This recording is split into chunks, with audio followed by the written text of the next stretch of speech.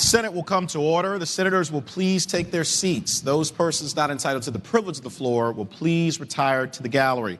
The senators and all in attendance will stand and be led in prayer by Rabbi Brett Isero, Bethel Hebrew Congregation, Alexandria, Virginia.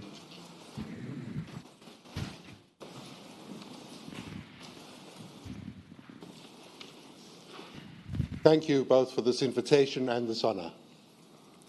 We give thanks to the source of all being for the gifts that bless our lives, the gift of intelligence, which allows us to deliberate rationally and with empathy, the gift of understanding, which permits us to act responsibly and with compassion, the gift of wisdom, which ensures that we will act with consideration and concern for every person, always aware of the fact that each of us contains within us a spark of the divine. May we, fully aware of the burden of leadership that has been bestowed upon us, and with the help of that which each of us considers holy, work toward a future that is imbued with justice, equality, and kindness.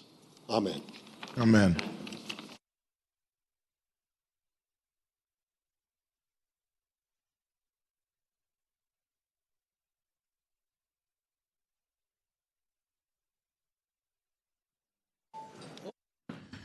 Clerk will call the roll. All those present will please vote aye. Clerk will close the roll. You have a quorum, Mr. President. Senate Journal for Tuesday, February 20th, 2018. Thank you, Madam Clerk. The senator from Western Fairfax, Senator Marsden, moves that the reading of the journal be waived. All in favor of waiving the reading of the journal will record their vote aye. Those opposed, no. Are the senators ready to vote? Have all the senators voted? Do any senators desire to change their vote? Clerk will close the roll. Ayes 33, noes 7. Ayes 33, noes 7. The reading of the journal is waived. Clerk will report any communication from the House of Delegates. Senator from James City County, Senator Norman. Good afternoon, Mr. President. How are you today? Good afternoon, Senator. Doing well. Hope you are too. I thought every Wednesday you wore a pink tie, so I'm very disappointed, sir. I respectfully move we waive the reading of any communications received from the House of Delegates, sir. I thank the senator. The question is, shall the reading of the communication be waived? All in favor of waiving the reading of the communication from the House of Delegates will record their vote aye. Those opposed, no. Are the senators ready to vote? Have all the senators voted? Do any senators desire to change their vote? Clerk will close the roll. Ayes 34, noes 6. Ayes 34, noes 6. The reading of the communication from the House of Delegates is waived. Clerk will report any communication from the governor. We have not heard from the governor today.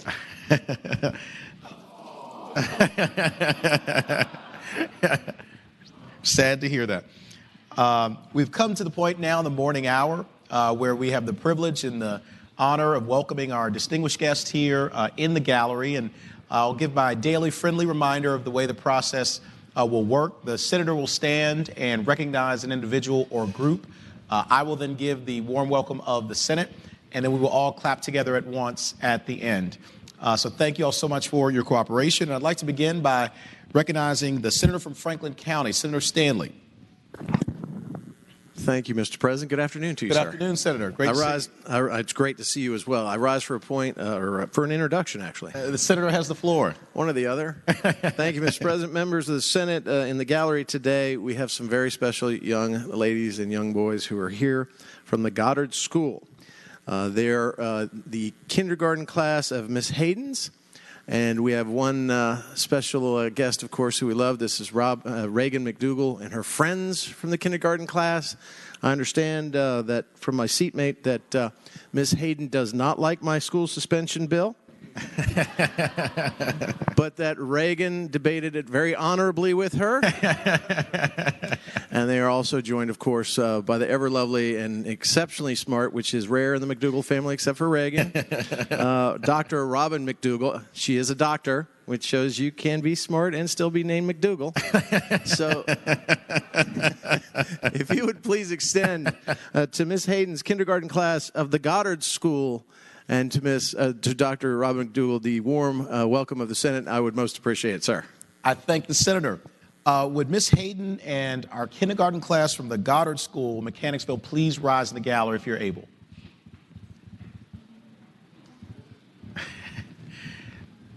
Thank you all so much for joining us here today. We're honored by your presence and echo the generous and kind words of the Senator from Franklin County. We're grateful that you took the time to be here. I had the pleasure of getting to see and high five each one of you in the gallery. And so thank you for taking the time. Thank you, Ms. Hayden, for your leadership of the classroom. Thank you also to Dr. Robin McDougal, who is a member of the Senate family, and of course the wonderful wife of our great Senator McDougal. And Reagan in particular, I want to thank you for being here today. Thank you for debating that bill on behalf of Senator Stanley. I'm sure you did a better job than he could have done. But we are grateful to you all. And of course, you're welcome here anytime. And I would ask everyone to please join me in extending the warm welcome of the Senate to our friends from the Goddard School.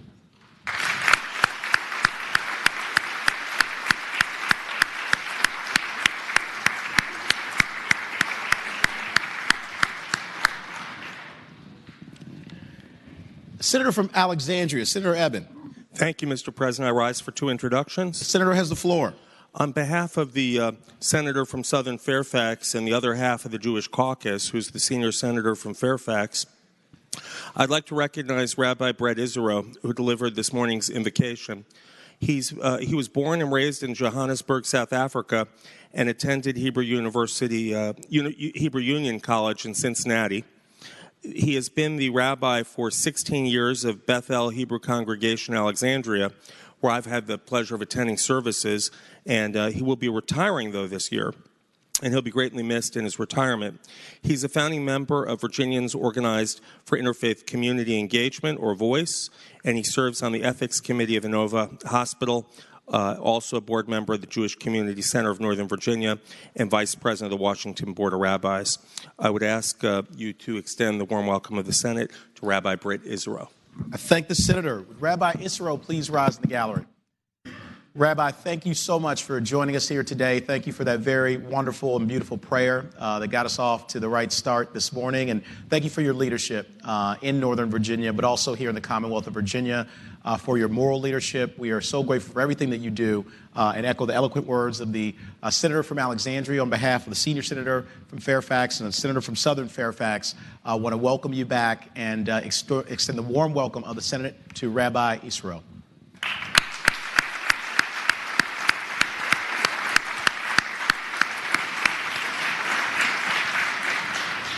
Senator from Alexandria, Senator Eben. Yes. Before I make my second introduction, I wanted to mention that the rabbi is accompanied by Cantor Jason Kaufman, also of Bethel, who's given us the prayer in the past. And for my second introduction, I wanted to welcome members of the Virginia Association of Museums. And I understand their executive director, Jennifer Thomas, is accompanying them. The association was founded 50 years ago and has a membership of 1,200 museum professionals from across the Commonwealth. They represent more than 1,000 museums, galleries, and cultural sites that account for more than 12,000 jobs in Virginia. And we all know that Virginia has a vibrant history stretching from colonial times, the Civil War, and the Civil Rights Movement to today. And those in the gallery today are the stewards of that incredible history. And I know they would want me to tell you that tonight there's a reception at 6 p.m. at the Virginia Museum of History. They're going to honor the winners of this year's top 10 endangered artifacts of the Commonwealth recognition. So I'd ask you to extend the warm welcome of the Senate to members of the Virginia Association of Museums. I thank the Senator. Would Jennifer Thomas and our friend from the Virginia Association of Museums please rise in the gallery if you're able? Thank you all so much for joining us here today. We're grateful for your presence in the Senate and in the Capitol. Also want to echo the wonderful words of the Senator from Alexandria about the importance of the work that you do every single day to preserve our history and to keep it alive and to chart a bright new future here in the Commonwealth of Virginia. So we're grateful for your work, and you're welcome back here anytime in the Senate. And I would ask everyone please to join me in extending the warm welcome of the Senate to our distinguished guests.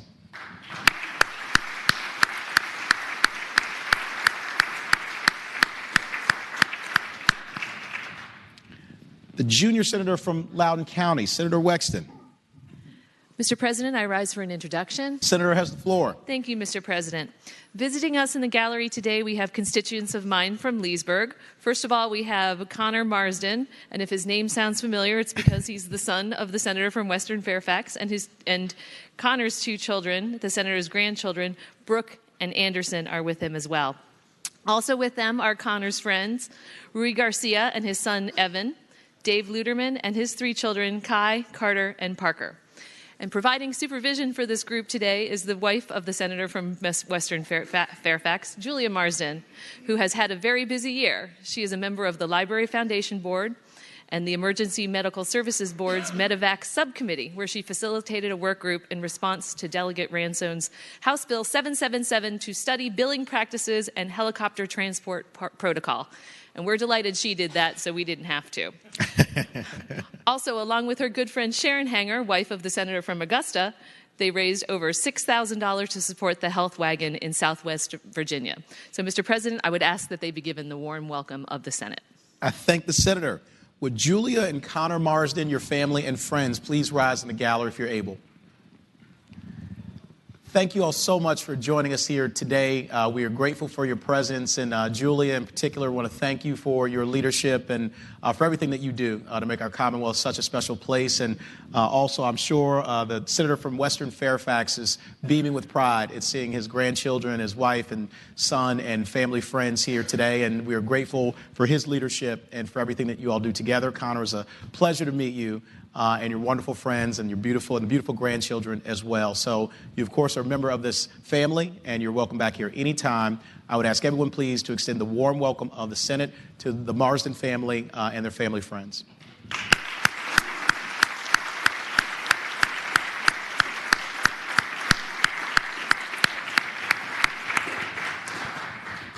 Senator from Fauquier, Senator Vogel. Good morning, Mr. President. Good morning, Senator. How are you? I'm great. Great. I hope you are. And I rise for purposes of an introduction. Senator has the floor. Thank you, Mr. President. I direct your attention in the gallery to another group of very handsome young students, almost as adorable as that group of kindergartners. They are here from Warrenton, Virginia, and they represent the newly formed Warrenton Youth Council. And I had a great time meeting with them this morning, and they are newly formed, and they have wasted no time organizing, and they have a number of very constructive recommendations for the town of Warrenton to make that a friendlier and more fun community for young people. They are an advisory body established by the town council, actually, to encourage young people to become engaged with their local government and advise local government officials on the issues that face young people in our community and actually increase civic participation. And they are actually doing that by being here and visiting me and visiting all of us. So I would ask that you please extend to them the very warm welcome of the Senate. Thank you. I thank the senator. Would our friends from the Warrenton Youth Council in the gallery please rise if you're able? Thank you all so much for joining us here today. Thank you for your leadership in Warrenton and in the Commonwealth of Virginia. We echo the generous and eloquent words of the senator from Fauquier, Senator Vogel, and we are so grateful that you have stepped up and pursued the mantle of leadership. It's what we need in the Commonwealth, and your futures are incredibly bright, but we know that you're preparing yourselves today to begin to lead us into a brighter future in the Commonwealth of Virginia. So keep up the great work. You're welcome back here anytime in the Senate. And I would ask everyone to please join me in extending the warm welcome of the Senate to our friends from the Warrenton Youth Council.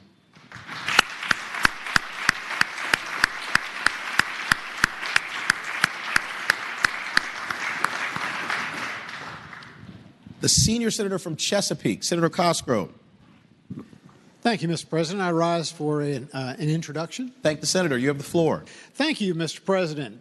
Today we are privileged to be joined by a group, Children Today, Leaders Tomorrow, the Aspire program. This is a group of juniors and seniors representing all 7 high schools in the city of Chesapeake. Their mission is the development of leadership skills of young female residents of the citizens of Chesapeake by reinforcing ethics, self-esteem, public service, and providing access to prominent female role models and public officials, as well as providing scholarship opportunities. Now, Mr. President, ladies and gentlemen of the Senate, Aspire falls under the umbrella, as I said, of Children Today, Leaders Tomorrow, a youth leadership program developed by our own Sheriff Jim O'Sullivan. The Children Today, Leaders Tomorrow program is a program designed to prepare young men and women to become leaders in our community. The vision of this program came from Chesapeake Sheriff Jim O'Sullivan, and with the help of Robert Twine, the owner of Collins Machine Works, and his generous financial support, this vision has become a reality. Mr. President, I hope that you will recognize these fine young ladies and offer them the warm welcome of the Senate of Virginia. I thank the Senator. Would our friends from the Aspire program in Chesapeake please rise in the gallery if you're able? Thank you all so much for joining us here today. We are grateful to you and also very proud of what you are doing and proud of your leadership in Chesapeake and in the Commonwealth of Virginia. We echo the generous and eloquent words of the senior senator from Chesapeake, who I'm sure is joined by a senator from Northern Chesapeake, Senator Spruill, in expressing our gratitude and how proud we are of what you're going to continue to do in the future to yourselves, be role models, and to make our Commonwealth an even better place to live. I also want to thank Sheriff Jim O'Sullivan for his leadership, involvement with the program, and you're welcome back here anytime. And I would ask everyone please to join me in extending the warm welcome of the Senate to our friends from the Aspire program in Chesapeake, Virginia.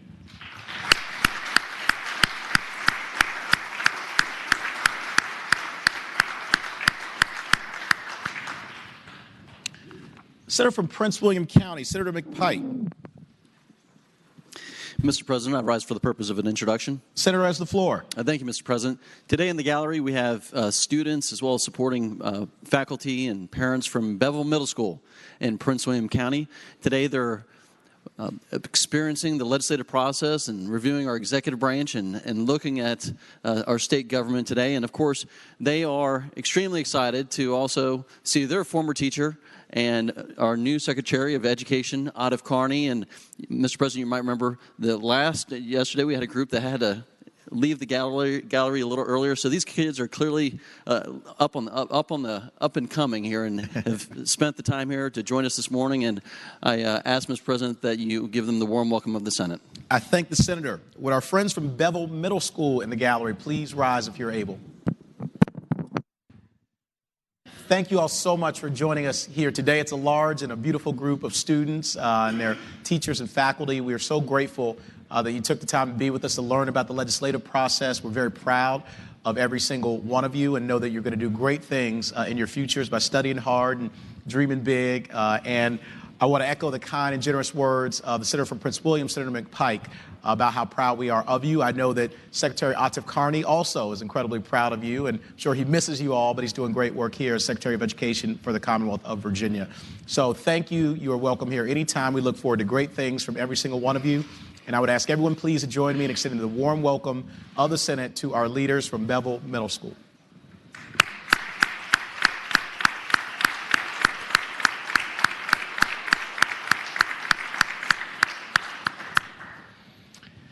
Senator from Lynchburg, Senator Peake. Yes, sir, Mr. President. I rise for the purpose of an introduction. The Senator has the floor. I hope my group is here. Do we have any representatives from the Virginia Academy of Nutrition and Dietetics? Yes, we do.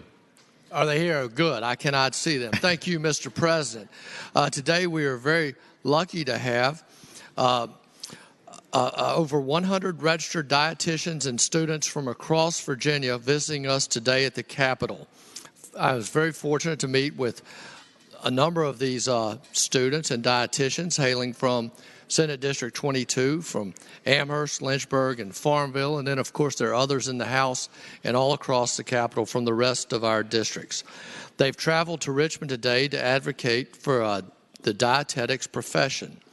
The Virginia Academy of Nutrition and Dietetics represents nearly 1,500 members who serve the citizens of the Commonwealth by using their food and nutrition expertise to promote optimal nutrition, health, and well-being.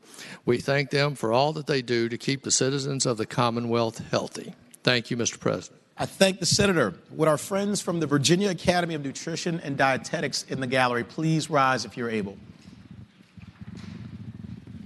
Thank you so much for joining us here today. It's a large and wonderful group. I had the pleasure of meeting you in the gallery earlier. Thank you for your leadership in such an important area for the Commonwealth of Virginia, for our children, our families, and making us healthier so we can live longer and productive lives. I want to echo the generous and eloquent words of the senator from Lynchburg, Senator Peake.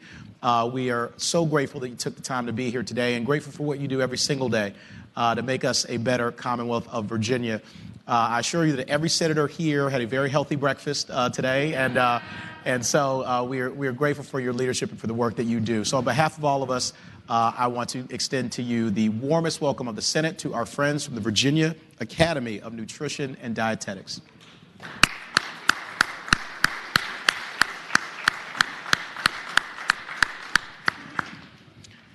The senior senator from Virginia Beach, Senator Wagner. Thank you, Mr. President. Good morning. Good morning, Senator. How are you? I'm doing wonderful. Thank you Great very to much. see you. And hope you are too. Doing well. I rise for purposes of an introduction. Senator has the floor. Mr. President, on behalf of the Senator, Senator Locke from Hampton, it's my pleasure to introduce a group from Able or Us, and they're here with their president, Jane Hobbs. And Mr. President, every once in a while you have people that sit on your shoulder and constantly whisper in your ear and keep you on the right track when you tend to lose interest or lose focus on the things that are really important.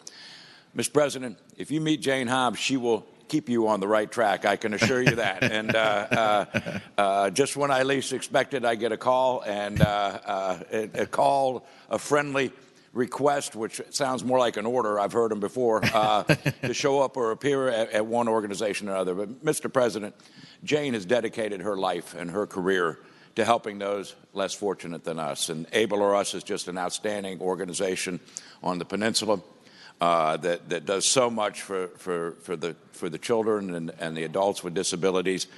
They're here also, and I'd ask that you give a special welcome to a very special young lady named Mary that's part of their group. So, Mr. President, I ask that you give them a warm welcome to the Senate.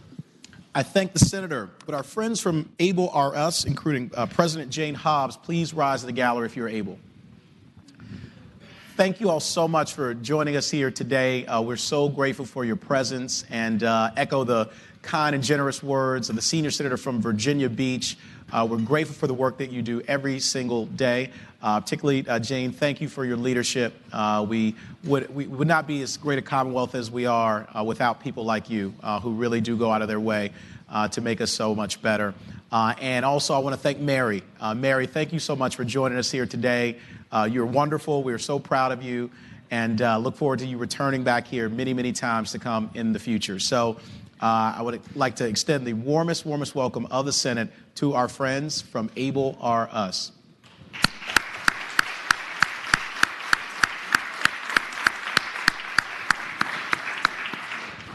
Senator from Bedford, Senator Newman. Mr. President, good morning. I rise for the purpose of an introduction. Good morning, Senator. You have the floor. Mr. President, I'm pleased to have two very close friends of mine in the gallery today, including Charles Yashayan and also Jason Green. Mr. President, we often talk about people who allow us to be here, but literally they do. Jason is the CEO of my company, and Charles is on the board of directors. We're delighted to have him here today, and I hope that you would welcome them and give them the warm welcome of the Senate. I thank the senator. Would Jason Green and Charles Yasaya please rise in the gallery if you're able? Jason and Charles, thank you so much for being here today. Thank you for your leadership in the Commonwealth of Virginia in the private sector, and thank you also for your partnership with a wonderful senator, Senator Newman, who we're grateful to have here in this body. And we appreciate the work that you do every single day, both to allow him to be here to serve, but also to carry us forward as a Commonwealth and to grow our economy and to make us better. So thank you. You, of course, are a part of this family. You're welcome here anytime. And I would ask everyone to please join me in extending the warm welcome of the Senate to our two distinguished guests.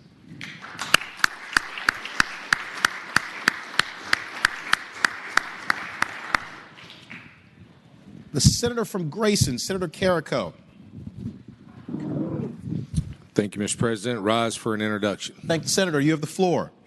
Thank you, Mr. President. Joining us today is a group from my area, And I don't have the names with me, but I know that they are a part of the Virginia Jobs for Virginia Graduates, a program that's been successful in the region that I represent.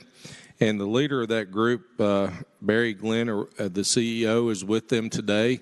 And they are visiting the Senate and the House, seeing how the process works. And I would hope that this body would give them a warm welcome of the Senate.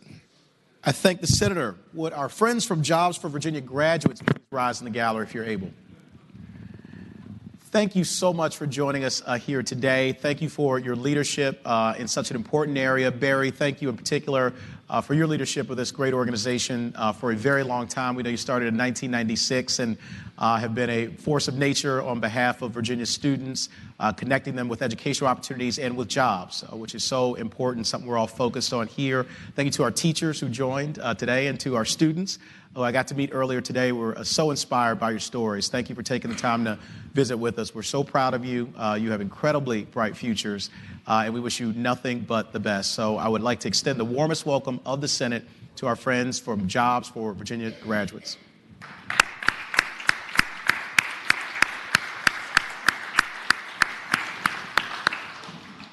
Senator from Franklin County, Senator Stanley. Thank you, Mr. President. I rise for another introduction. Senator has the floor. Really happy about this one.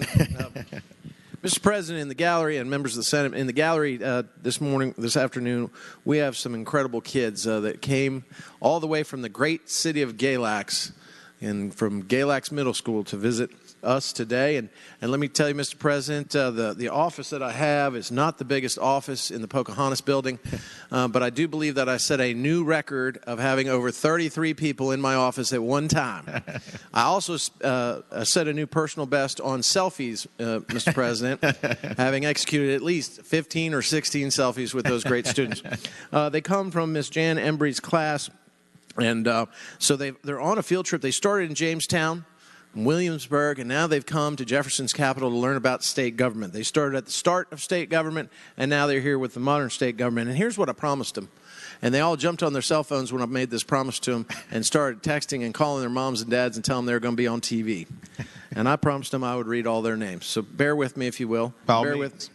So here today in the gallery, Mr. President, we have Emma Roten, Raina Robbins, Naleli Munoz, Rosie Rosales, Katrina Roller, Grace Justice, Havana Carter, Claire Huff, Brooklyn Kirby, Kelfsha Platt, Kira Parnell, Asani Poindexter, Carly Sturgill, Haley Huff, Diana White, Kylie Lawrence, Angie Tercios, Lacey Graham, Carly Todd, Brianna Collins, Carissa Lineberry, Mason Cox, Tidrin Tucker, Ryan Hanks, Brendan Boggs, Luke Belcher. They're accompanied by, of course, their great teacher, Miss Jan Embry, Mr. Chad Stanley, Miss Laura Iroler Williams, and Miss Sheila Ramey, who all have accompanied them on this great trip. And after they finished going to Jamestown and Williamsburg, and now the capital of Richmond, they're going to a Bruce Springsteen concert, everybody, paid for by their teacher.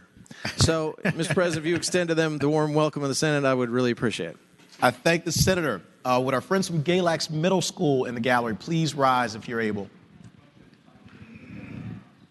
Thank you all so much for joining us here today. I want to thank our teachers and administrators for your leadership and for the great care you take of these wonderful young people. I also want to thank our middle schoolers. We are so proud of you and grateful to have you here in the Senate. Love what you're doing in terms of learning about the history of the Commonwealth and how our government functions, and want to echo the eloquent words of the Senator from Franklin County, Senator Stanley, about your leadership. I hope you all got selfies with him, and you are on TV, so please tell your friends to watch you. But thank you for everything you're doing. Please work hard, dream big, and nothing but great things are going to come your way. So we are grateful to have you here. You're welcome back anytime.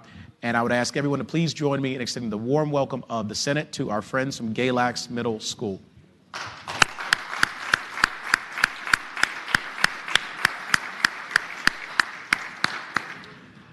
Senior Senator from Richmond City, Senator Sturdivant.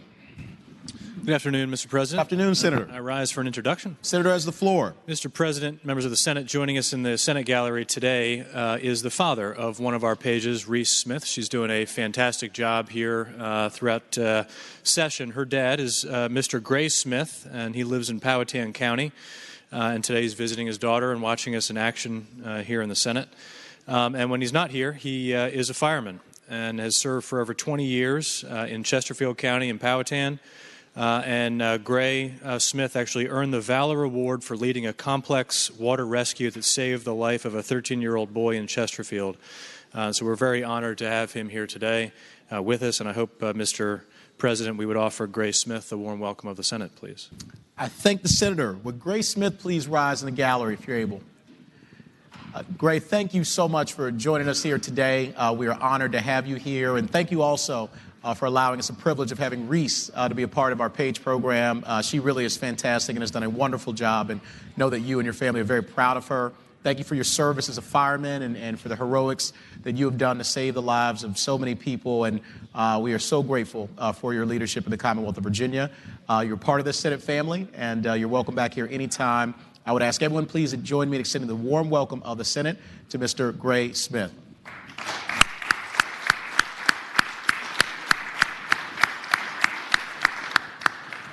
Senator from Russell, Senator Chafin. Good morning, Mr. President. Good morning, Senator. How are you? Good afternoon, sir. I rise for the purpose of an announcement. The Senator has the floor. Mr. President, I woke up this morning and it felt like a spring morning, and it turned my thoughts toward home, where our calves are being born. It's spring calving time, and it turned my thoughts also toward the Virginia cattlemen and the Virginia dairymen. So it's that time of year again where we are brought the opportunity to have a delicious meal consisting of grilled steak sandwiches and dairy products. And they will be here tomorrow just outside the doors of the Pocahontas building on Bank Street. And by now, everyone's office should have received a couple of these nice announcements and tickets that you can validate by taking to the grill tomorrow and getting your steaks and milk. Mr. President, you know, cattle, most people don't know this, but cattle are actually happier when they are appreciated. So I hope you will appreciate them tomorrow. Thank you, Senator. That announcement was moving. Thank you very much. Is there any other business to come before the Senate? Do any other senators wish to be recognized in the morning hour? Seeing none, the clerk will call the calendar. Senator from James City County, Senator Norman. Thank you, Mr. President. I'm now going to respectfully ask that the Senate stand in recess until 1 o'clock, and immediately upon recessing, that the Committee on Rules will gather at the Senator from Henrico's desk for a quick meeting. And after that, I would invite all of my friends and those who are not friends on this side of the aisle to join me down in the prayer room for a little discussion. I thank the Senator. Without objection, the Senate stands in recess until 1 p.m.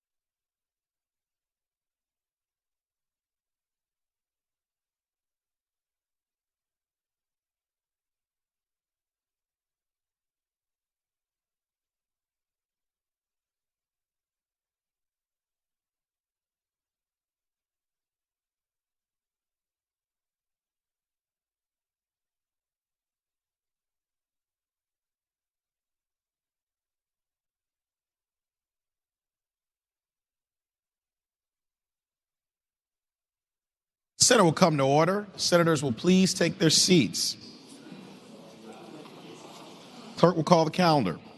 Senate calendar for Wednesday, February 21st, 2018. Unfinished business House. Go to page 2. House bill. We're awaiting House action on the House bills. Unfinished business Senate. Senate Bill 524 is passed the House with amendment. Senator from James City County, Senator Norman. Thank you, Mr. President. If you'd be so kind to pass it by temporarily and perhaps go to Senate Bill 557, sir. Without objection, Senator. Senate Bill 524 will go by temporarily. Senate Bill 557 has passed the House with a substitute. Senator from Augusta, Senator Hanger. Thank you, Mr. President. I would move that we accept the House substitute. I'd like to speak to that. Senator has the floor. Thank you, Mr. President, members of the Senate. This bill deals with the qualifications and training for school bus drivers. As many of you are aware, perhaps more particularly in rural areas, we actually have a shortage of school bus drivers in many parts of the state, which has been difficult. And in fact, there have been some localities where school bus routes have had to be doubled up so that students were actually arriving late and then being picked up late to get home late. So the purpose of this bill was to basically focus on trying to make it less onerous to obtain the qualifications to operate a school bus, not by lessening standards. In fact, there are federal regulations that override some of this, but what it does, and we've previously agreed to this, and all the House substitute does is basically change the language around a little bit, accomplishes the object of if an individual already has a commercial driver's license, CDL, they are not required to take some of the things that would normally be required, like knowing how to tie down your load and things of that sort, because you're not operating a freight truck, you're hauling children. The other thing we discovered was that we were actually in violation of the federal standards with our current procedures because we were allowing school bus operators, trainees, to train and get their required hours in with students actually on the bus. That's not permissible, and under this provisions of this substitute, they will have to operate the bus a certain number of hours without students on the bus. But overall, it will make it less onerous for people to get the certification to operate a school bus, and I hope you will accept the House substitute. I thank the Senator. The question is, shall the House substitute be agreed to? All in favor of the motion will record their vote aye. Those opposed, no. Are the senators ready to vote? Have all the senators voted? Do any senators desire to change their vote? Clerk will close the roll. Ayes 40, noes 0. Ayes 40, no 0. The House substitute is agreed to. Returning to page 2, Senate Bill 524 is passed the House with amendment. Senator from Rockingham, Senator Obenshain. Mr. President, thanks for coming back to me. Thank you, Senator. I move that we accept the House amendments. The House amendments are fairly insubstantial. This deals with the transmission of court records electronically and simply says that an appellate court can actually request the paper records if there are any Luddites on that court who prefer the paper format to the electronic format. I thank the Senator. Question is, shall the House amendment be agreed to? All in favor of the motion will record their vote aye. Those opposed, no. Are the senators ready to vote? Have all the senators voted? Do any senators desire to change their vote? Clerk will close the roll. Ayes 40, noes 0. Ayes 40, no 0. The House amendment is agreed to. Uncontested calendar, House bills on third reading. Senator from James City County, Senator Norman. Thank you, Mr. President. I respectfully move that all the House bills on the third reading on the uncontested calendar, which would include all House bills on pages 3 through 5, including House Bill 1164 through House Bill 481, that they be placed on their final passage in the block after the adoption of any amendments. Any senator who may desire to remove a bill from the block, please do so after the clerk has read the number of that House bill. Thank the senator. Question is, shall House bills of the uncontested calendar third reading, pages 3 through 5, House Bill 1164 through House Bill 481, be placed upon their final passage in a block after the adoption of any amendments thereto, with the understanding that any senator desiring a bill be removed from the block will do so after the clerk has read the number of the bill. All in favor of the motion will say aye. Those opposed, no. The ayes have it. The motion is agreed to. The bills are before us in the block. The clerk will read the number of the bills. House Bill 1164, reported for the Committee for Courts of Justice, and there is a floor amendment. Senator from Rockingham, Senator Obenshain. Mr. President, I move to waive the reading of the floor amendment. Question is, shall the reading of the floor amendment be waived? All in favor of the motion will say aye. Aye. Those opposed, no. The ayes have it. The reading of the floor amendment is waived. Senator from Rockingham, Senator Obenshain. Mr. President, I move to adopt the floor amendment, and speaking to that. Senator has the floor. Mr. President, this is a fairly technical bill dealing with how search warrants are returned, and the bill simply provided that search warrants executed in state were going to be returned in the location where the search warrant is executed, which was intended to remedy a problem of certain smaller jurisdictions that might have to call a neighboring jurisdiction to get a magistrate, and rather than having the search warrants returned in that neighboring jurisdiction, they're going to be returned in the location where they're executed. This amendment was motivated by a question asked by the senator from Southern Fairfax, Northwestern Central Fairfax. Eastern, but yeah, but close enough. Who suggested that that didn't make sense to him, and it led me to ask some additional questions. And what this floor amendment provides is that in addition to them being returnable in the location where they're served, if served in state, they're also going to be required to deliver a copy of the circuit court of the county or city where the warrant was issued. So with that, I would move the adoption of this floor amendment. Thank the senator. The question is, shall the floor amendment be adopted? All in favor of the motion will say aye. Those opposed, no. The ayes have it. The floor amendment is adopted. House Bill 511, reported from the Committee on Rehabilitation and Social Services. Mr. President. Senator from Eastern Fairfax, Senator Servell. Can that come out of the block? Without objection, House Bill 511 will be removed from the block. House Bill 52, reported for the Committee for Courts of Justice with amendments. Senator from Rockingham, Senator Obenshain. Mr. President, I move to adopt the committee amendments.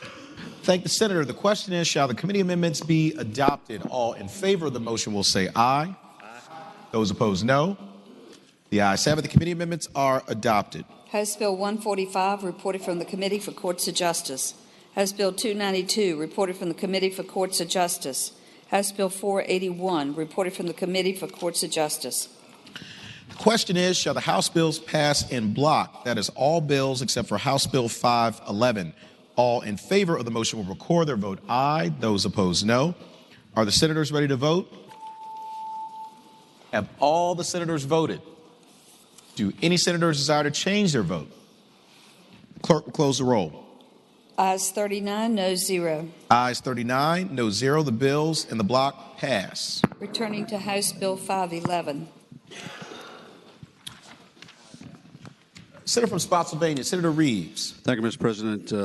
Ask the bill passed and speaking of the bill. Senator has the floor. Mr. President, this bill says that when Social Services receives a report that a child has been left with someone who is a sex offender, Social Services has to be investigate and also notify law enforcement. I can go into more particulars if the senator from, I think, Eastern Fairfax has more questions. Thank the senator. Do any other senators wish to be heard on House Bill 511? Seeing none, the question is, shall House Bill 511 pass? All in favor of the motion will record their vote aye. Those opposed, no. Are the senators ready to vote? Have all the senators voted? Do any senator desire to change their vote? Clerk will close the roll. Ayes 34, no 6. Ayes 34, no 6. House Bill 511 passes. Regular calendar House bills on third reading. House Bill 151, A bill relating to special conservators of the peace, authority, insurance, reported from the Committee for Courts of Justice with amendment, and there are 5 floor amendments. Senator from Spotsylvania, Senator Reeves. Thank you, Mr. President. I move the committee amendment be agreed to. Thank the Senator. The question is, shall the committee amendment be agreed to? All in favor of the motion will say aye. Aye. Those opposed, no. The ayes have it. The committee amendment is agreed to. Senator from Spotsylvania, Senator Reeves. Thank you, Mr. President. I move to, or ask to withdraw floor amendments number 1 and number 2, please. Without objection, floor amendments number 1 and number 2 are withdrawn.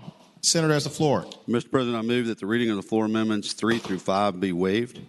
Question is, shall the reading of the floor amendments 3 through 5 be waived? All in favor of the motion will say aye. Those opposed, no. The ayes have it. The reading of the floor amendments is waived. Senator from Spotsylvania, Senator Reeves. Mr. President, I move that the floor amendments 3 through 5 be agreed to, and I'd like to explain those. Senator has the floor.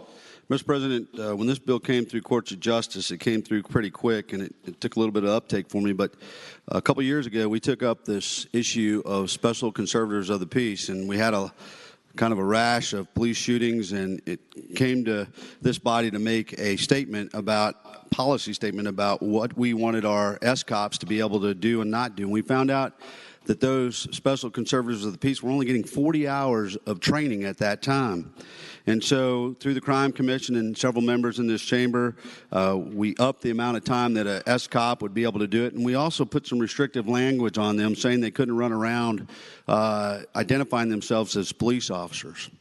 Well, Mr. President, this bill is a carve-out, and I think it's a good carve-out for 3 organizations within the state. My challenge to the bill and why I've asked it to go by is one of the things I had a problem with was the initial fact that these folks are S-cops running around with police on there, and the general citizenry does not know the difference. When you have police on your label or your car or anything else, they're going to assume you're fully accredited, that you know what the job and professionalism and all the facts that go with that. And so, Mr. President, what I wanted to do was make sure that, one, we allowed them to have this carve-out. I don't have a problem with that. In fact, the sheriff down in Shenandoah Valley in Augusta has already taken some of those special conservators of the peace and put them through an academy. So I think the sheriff there completely understands it. But I want them to be trained. If they're going to go out and say they are police, then they should at least have that training. Otherwise, Mr. President, that leaves us with a huge liability gap if and when that were to occur and one of those S-cops acted in the wrong manner. We have nothing to fall back on, and we'll be back in the budget trying to figure out how to take care of things. So that's what this does. To try to bring white smoke to the amendment, which I think we have now, we've done a delayed enactment that allows them 2 years to comply with that task, to go get those 500 hours that anybody else that carries sheriff or police on their badge does, and I think that's a reasonable, prudent method to make sure that we are doing and staying in compliance with what was originally agreed upon 2 years ago. Mr. President, that is what my amendment does. I thank the Senator. Question is, shall floor amendments 3 through 5 be agreed to? All in favor of the motion will say aye. Aye. Those opposed, no. The ayes have it. The floor amendments are agreed to. Senator from Spotsylvania, Senator Reeves. Thank you, Mr. President. Now that that bill is in, I think, the proper order, I would ask the passage of the bill, having previously explained it through the amendment. Thank the Senator. Do any other senators wish to be heard on House Bill 151? Seeing none, the question is, shall House Bill 151 pass? All in favor of the motion will record their vote aye. Those opposed, no. Are the senators ready to vote? Have all the senators voted? Do any senators desire to change their vote? Clerk, close the roll. Ayes 40, noes 0. Ayes 40, noes 0. House Bill 151 passes. House Bill 424, a bill relating to animal shelters, administration of biological products. Mr. President. Reported from the Committee on Agriculture, Conservation, and Natural Resources. Senator from Franklin County, Senator Stanley. Thank you, Mr. President. Can HB 424 go by for the day, please? Without objection, HB 424 will go by for the day.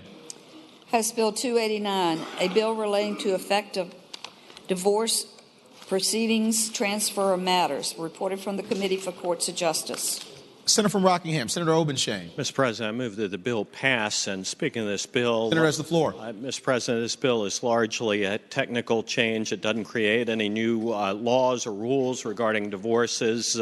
It simply rearranges the statute in order to clarify following a Court of Appeals decision, making it clear that Circuit Court has concurrent jurisdiction with the Juvenile and Domestic Relations Court. So with that, I move the bill pass. Thank the senator. Do any other senators wish to be heard on House Bill 289? Seeing none, the question is, shall House Bill 289 pass? All in favor of the motion will record their vote aye. Those opposed, no. Are the senators ready to vote? Have all the senators voted? Do any senators desire to change their vote? Clerk will close the roll. Ayes 40, no 0. Ayes 40, no 0. House Bill 289 passes. House Bill 484, a bill relating to restitution probation, reported from the Committee for Courts of Justice, substitute. Senator from Rockingham, Senator Obenshain. Mr. President, I move that the committee substitute be agreed to. Thank the senator. The question is, shall the committee substitute be agreed to? All in favor of the motion will say aye. Aye. Those opposed, no. The ayes have it. The committee substitute is agreed to. Senator from Rockingham, Senator Obenshain. Mr. President, I move that the bill pass. And speaking to the bill, Senator has the floor. Mr. President, members of the Senate, Senate Bill 484, or House Bill 484, is a companion to a Senate bill that Senator Howell and I introduced. It is a product of several years' worth of work by the Crime Commission of Virginia. It is a subject that has been before us before, and Mr. President, it was the subject of extensive negotiations between the legislative branch and the executive branch, and the administration supports House Bill 484. It was part of a deal that was made with the administration and the House Courts Chair and members of this body to raise the felony threshold for larceny and to take simultaneous actions to make sure that we are looking out for the interests of victims of crime. The Crime Commission, in conducting its inquiry, found that we had over $220 million in outstanding restitution obligations to victims of crime. And one of the biggest impediments was identifying those victims, getting the restitution to them, taking appropriate steps while making sure that some of the progress that we've made in other areas isn't undermined. And what this bill does is it incorporates a number of different statutes to enhance the ability to get that restitution into the hands of victims of crimes, and it does it in ways that are different from some earlier ways that have been proposed and discussed.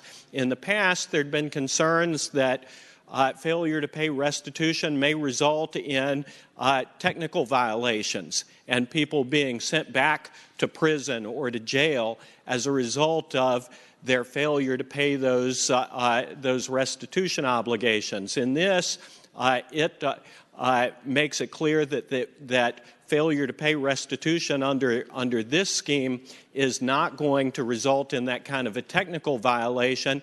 It does empower the courts to use their power of contempt, but it does not will not result in the imposition of additional time under suspended sentences. Moreover, there was some question about whether the restitution legislation was going to prevent people or delay people from being able to have their rights restored. And the administration was satisfied with this approach, and that was one of the areas that was carefully negotiated to make it clear that it will not delay the restoration of rights.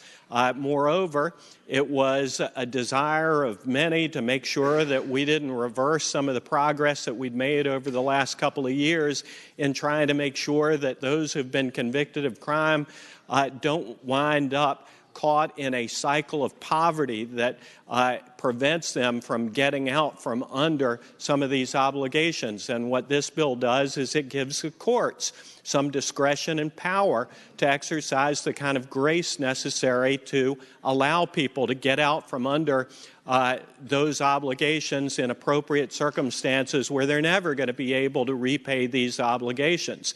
You know, there's one group down here that is really underrepresented, that doesn't have high-paid lobbyists who are walking the halls of the General Assembly, and that is victims of crime.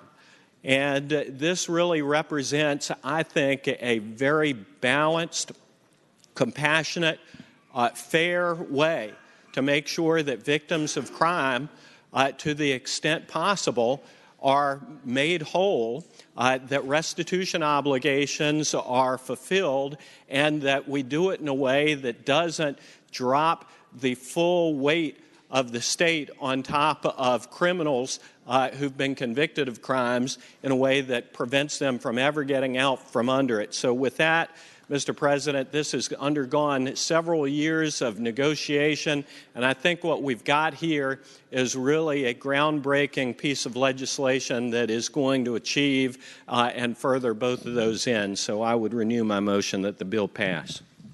Thank the senator. For what purpose is the senator from Roanoke City? Senator Edwards rise. Mr. President, I'd like to speak against the bill. Senator has the floor. If you look at the calendar, you see I'm the outlier in the Courts of Justice Committee. But I hope after I have a chance to explain what this bill does, and by the way, I don't think it's ever been adequately explained, you'll realize that this bill does not do what it's intended to do. In fact, has adverse consequences. Mr. President, I don't doubt this bill originated from good motives. And before I get started on this, I want to tell you something. I know a little bit about collecting debts, both as a prosecutor and as a civil attorney. Not many people have no reason to know this, I suppose, but when I was United States Attorney for the Western District of Virginia, my office got accolades from the Department of Justice for collecting debts. We doubled the size of the debts that we'd collected the year before. It wasn't because of me. They started it the year before. We had an assistant U.S. attorney working on the case along with paralegals, and we collected debts more than had ever been done before. The problem has always been, and most U.S. attorneys and most prosecutors don't want to collect the debts. They think the idea is to get a conviction and move on. I understand that. And I believe this bill has idealistic motives, but here's the problem. And I'll start out by reading to you some editorials that have also identified the problem. The Richmond Times-Dispatch, the RTD, said just the other day that this is not the right way to go about collecting debts. Quote, this would keep ex-convicts on probation until they finish paying restitution and throw them in jail if they don't, even if they are flat broke. Restitution is an essential part of justice, but the state already has means to require it. The probation process's primary purpose concerns public safety and not the payment of debt, or not payment collection. That's Richmond Times-Dispatch.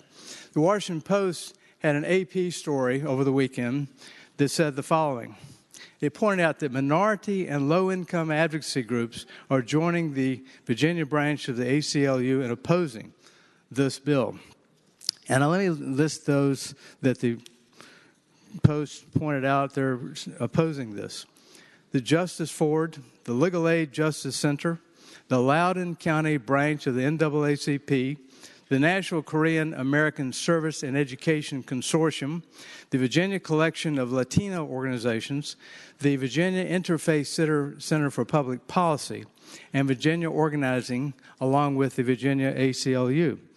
Mr. President, the article, the AP story in the Washington Post went on to say that this would require defendants to pay restitution before getting off probation or court supervision. The legislation would lead to poor people being on probation for the rest of their lives if they can't make restitution. Quote, it's a racial justice issue, a woman's rights issue, and an economic justice issue, said a statement by the ACLU and others. Quote, the compromise as agreed to would continue to affect women and people of color desperately. as well as keep many poor people under indefinite looming threat of additional consequences under the criminal justice system.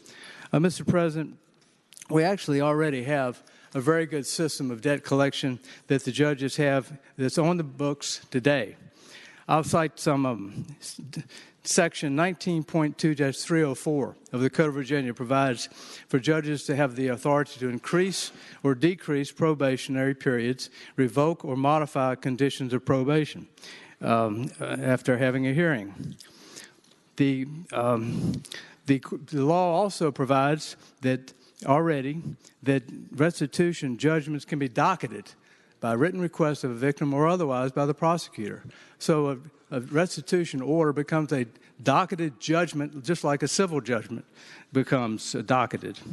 It also goes on to say that, moving on, the Section 19.2-306 of the Code of Virginia provides revocation of suspension of sentences and probation.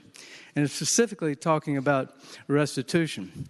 It provides that a court can revoke the suspension of a sentence and so forth in the case of failure to pay restitution. That's already in the law. So the judges have plenty of authority to use to collect debts. If you go on further in Section 19.2-305.1 of the Code of Virginia, specifically dealing with restitution, it goes on to say that that in a case interpreting this provision of requiring restitution, the Supreme Court of Virginia had a caveat, a very important caveat. You know, Mr. President, we don't have debtors' prisons anymore. We don't have debtors' prisons. And the Supreme Court of Virginia in 1993 said the ability to pay is a necessary condition for a trial court determining good cause for failure determining cause for the failure to pay restitution. And so it provided that a court could not order a person to go to prison for the failure to pay restitution when a person simply couldn't pay it. Again, we don't have debtor's prison in Virginia anymore. Then Section 19.2-358 of the Code of Virginia provides that judges have the authority when it comes to deferred payment of debts or installment payments, for example, has good cause to bring a defendant back into court to find out why the person is not paying the debt and to order the debt to be paid. But, Mr. President, the Supreme Court also provided, actually it's a Court of Appeals case, Supreme Court case, provided that confinement, imprisoning a person, constituted involuntary servitude and was prescribed by the 13th Amendment to the U.S. Constitution. You know, that's the amendment, by the way, that the movie Lincoln that was shot here in Virginia by Steven Spielberg just a few years ago, about how Abraham Lincoln got the 13th Amendment passed by Congress in the winter of 1865. Involuntary servitude, the Supreme Court said, when a person is locked up for failure to pay, in this case, cost of a criminal prosecution. It's involuntary servitude to lock somebody up simply for non-payment of a debt. Mr. President, this bill, if anybody takes the time to read the whole thing, is complicated. First of all, it has a whole long process by which, in addition to the existing process, for judges be required to monitor on a regular basis whether or not debt has been paid. And this could go on for 10 years. Mr. President, in one section, it provides this process, and I'll read it. The court shall follow these procedures for the purpose of reviewing compliance with a restitution order by a defendant until the amount of restitution has been satisfied, or if an amount of restitution remains unsatisfied for the longer of 10 years from the date of the hearing held pursuant to this section, or the time of probation ordered by the court, whichever is longer. 10 years. For what purpose is the senator from James City County Mr. President, rise? would the gentleman yield for a question? Senator, yield. I will afterwards, not now. I'll be glad to after I finish. Senator doesn't Mr. yield. President, There's the floor. And finally, it goes on to say that a new provision is, in addition to all these other remedies the judge has to order debt, the judge can use the power of contempt. The power of contempt to lock a person up. Mr. President, it says the court may order a defendant confined for a contempt for a term not to exceed 60 days unless the defendant shows that he failed to pay not because of an intentional refusal to obey the court order, or he failed to pay and he exercised good faith effort to obtain the necessary funds to make the payment. Mr. President, this does smack of debtor's prison, and I think the consequences of the way this is written, maybe it can be fixed, but the consequence of the way this is written, we should vote no on this particular bill. I'll be glad to yield. Thank you, Mr. President. Thank the senator. What purpose does the senator from Northern Fairfax, Senator Howe, rise? I rise to speak in favor of the bill very, very briefly. Senator has the floor. Thank you. I think it's really important to remember what this bill is about. It's about victims who are owed restitution by people who have damaged them. And it's not arbitrary. It's been adjudicated by a judge. We have found through the Crime Commission, as was mentioned before, over $220 million are owed to victims in Virginia that they have not received. And I would like to point out that on lines 159 to 163, it clearly states that the courts can discontinue the hearings at any time upon a finding that the defendant is unable to pay the restitution and will remain unable to pay the restitution. I think this is a really balanced bill that will help many, many people who have been injured. Thank you, Mr. President. Thank the senator. Do any senators wish to be heard? No.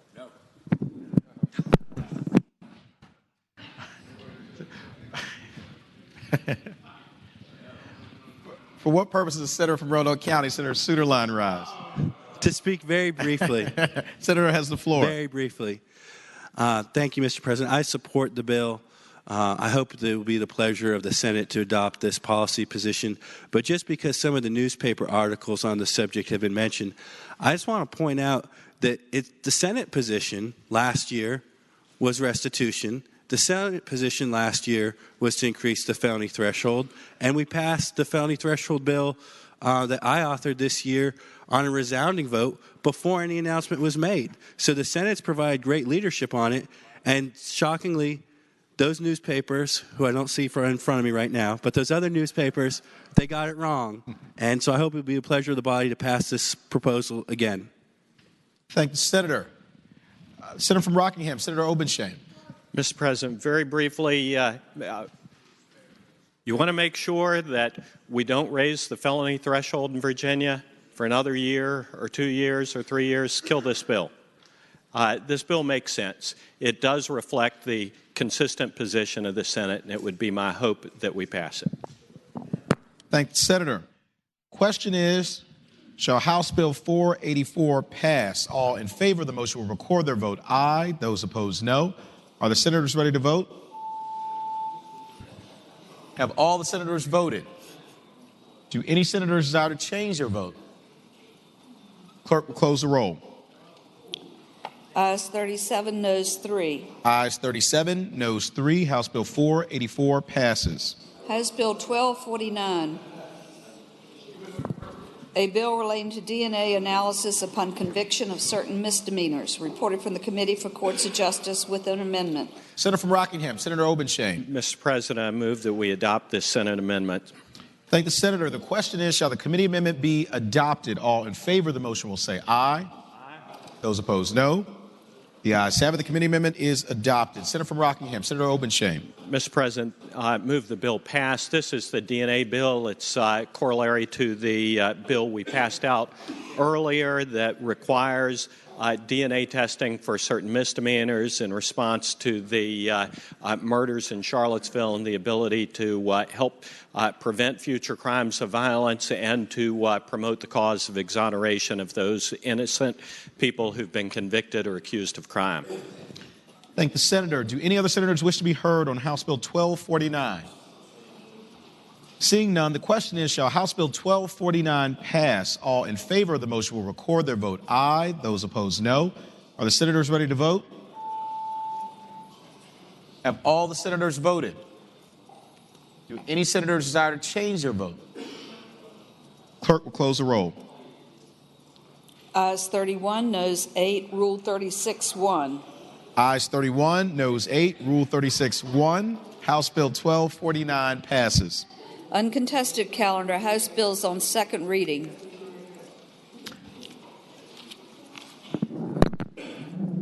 Mr. President. Senator from Prince William County, Senator McPike. Having voted in the prevailing side, which we passed House Bill 1249, I'd like that vote reconsidered so a member might correct their vote.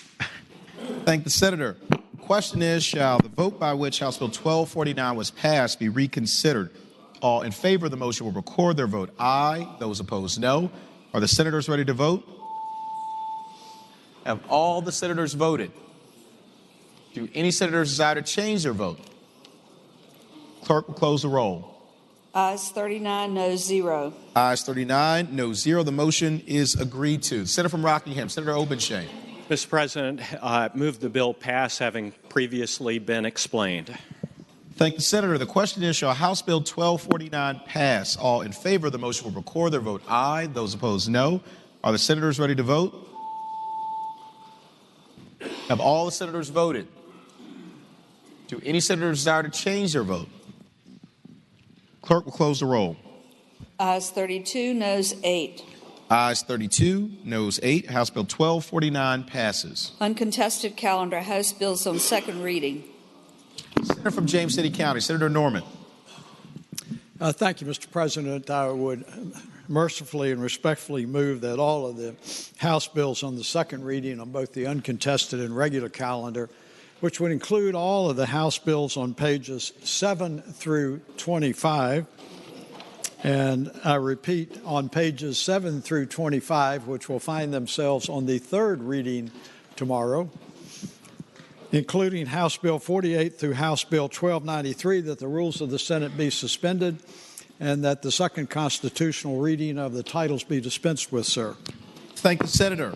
Question is, shall the rules be suspended and the second reading of the titles of House bills on the uncontested and regular calendars, pages 7 through 25, House Bill 48 through House Bill 1293, be dispensed with? All in favor of the motion will record their vote aye. Those opposed, no. Are the senators ready to vote? Have all the senators voted? Do any senators desire to change their vote? Clerk will close the roll. Ayes 40, noes 0. Ayes 40, noes 0. The reading of the titles is dispensed with. Senator from James City County, Senator Norman. Thank you, Mr. President. I had some remarks about 42 minutes on this motion to pass them by for the day, but I'm going to respectfully move that we pass all of the bills by for the day, sir. I thank the senator. Question is, shall the House bills on the uncontested and regular calendars now on third reading be passed by for the day? All in favor of the motion will say aye. Those opposed, no.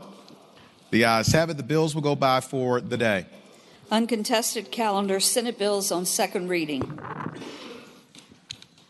Senator from Augusta, Senator Hanger.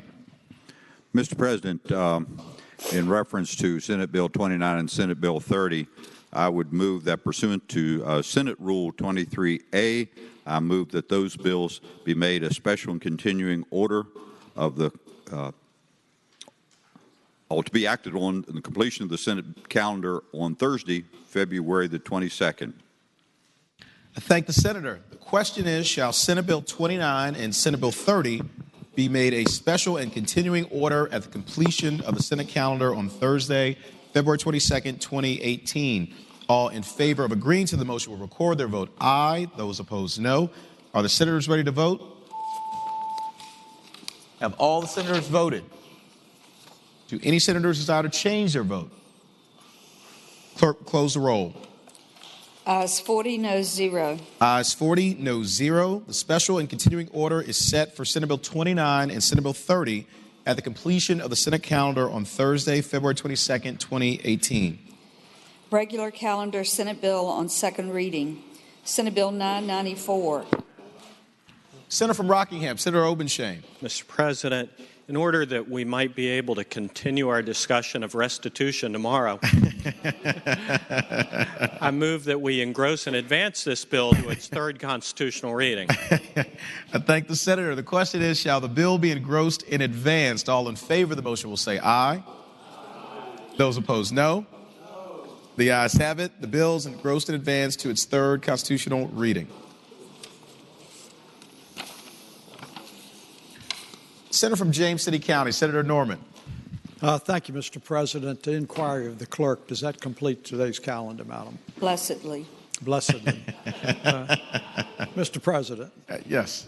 Before I offer a couple of points, I have a rhetorical question. And I remember when they were filming Lincoln here in Richmond and using our Capitol as a backdrop.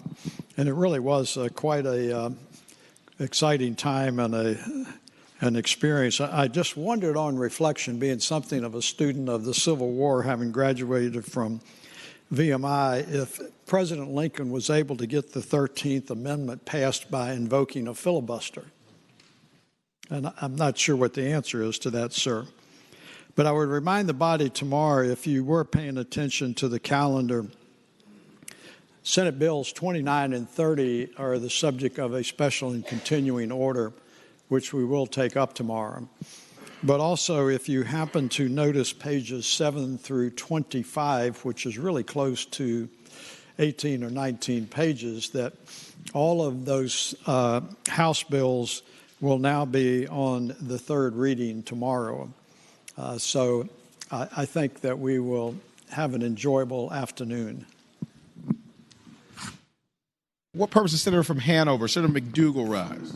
Mr. President, I rise for announcement. Senator has the floor. Mr. President, dovetailing on what the senator from Williamsburg articulated, a couple dates I want to make sure the body knows about. Certainly, Senator Norman talked about tomorrow and the length of time we will be here to complete work on the budget. But, Mr. President, next Tuesday, the 27th, all revenue bills have to be out of committee. So I would expect that there might be additional committee meetings that could occur next Tuesday, and to keep that on your schedule. But, Mr. President, probably more importantly is next Wednesday, the 28th, all bills that have revenue impact must be in conference and conferees appointed. So on that day, we will have some back and forth. We will likely be here well into the afternoon, if not early evening. So do not make 5 o'clock early bird special dinner plans, because you will not make them unless they're with Madam Clerk and she's providing something. But Mr. President, and then one other date next week I'll draw the members' attention to, and that is next Thursday is the special and continuing order for judicial elections. So there are a couple dates coming up next week that could require us to be around a little bit longer as you're making your schedule. Thank you, Mr. President. Thank the senator. What purpose is Senator from Augusta, Senator Hanger, rise? Thank you, Mr. President. I'll rise for two announcements. Senator has the floor. First, relative to the budget, I would again remind the members that we just had one copy, printed copy of the amendments, so would ask you to bring those back to the floor tomorrow. But I've also been advised that they will be available on your iPads if you would choose just to follow along on your iPad, if you would like the convenience of doing that. Further, I'm not encouraging this, but for those of you that might consider floor amendments, we would ask that you run them by the Senate Finance staff so that they be drawn in proper format before you submit them. And then an additional announcement, Mr. President. Senator has the floor. And this one is for fun, Mr. President. I'm the co-chair of the Virginia Outdoor Caucus, along with Delegate Bulliva of the House of Delegates. And we'd like to invite you to join us this afternoon. We're having a meeting at 4:30 here in the. This is an important caucus, so Senator Sasslaw. So listen up here. We're going to have it in from 4:30 11:30 until we finish, I guess, in the Pocahontas Building, 300B Subcommittee Room. And we're going to hear updates on the Capitol Trail, for those of you who like to bike down the Capitol Trail, and the Pocahontas State Park Mountain Bike Trail. And if you're not interested in that, or if you have conflicts, this evening we have an annual get-together, and it's going to be over at on 8th Street from 6 to 8, Commonwealth Strategies Office. It's Cal Whitehead's office location, 118 North 8th Street. It's in walking distance. But we're going to have for what is probably the best ribs in town and cornbread. So I think if you're looking for an evening meal, you might be able to enjoy that. So, Mr. President, I would invite everyone, including you, to come over to our outdoor caucus. The only time our outdoor caucus is transparent is when we're going skinny dipping, and we don't tell you where we're at.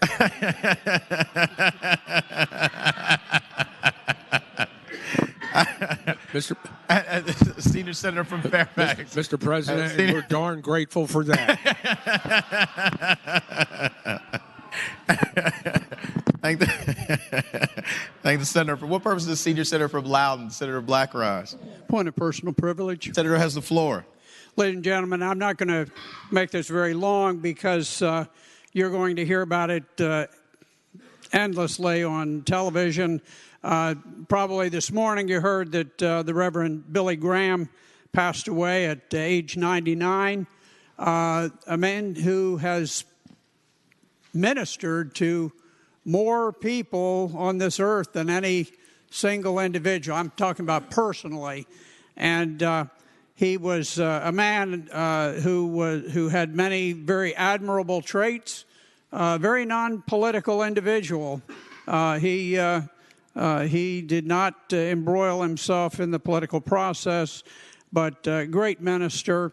And so with that very short description, and you'll hear many, many things about him, Mr. President, I ask that when we adjourn today, we adjourn in the name and the honor of the Reverend Billy Graham. Thank the Senator. Do any other senators wish to be recognized? Is there any other business to come before the Senate? Seeing none, the clerk will report any announcements on the desk. Today, Wednesday, February 21st, the Committee for Courts of Justice will meet 15 minutes after adjournment in Pocahontas, Senate Room A. The Committee on Transportation will meet 15 minutes after adjournment in the Capitol, Senate Room 3. The Rural Caucus will meet at 5 p.m. in Pocahontas, 5th floor, Subcommittee Room Number 2. The Capital Region Caucus will meet at 5 p.m. in Pocahontas, 5th floor, Subcommittee Room Number 1.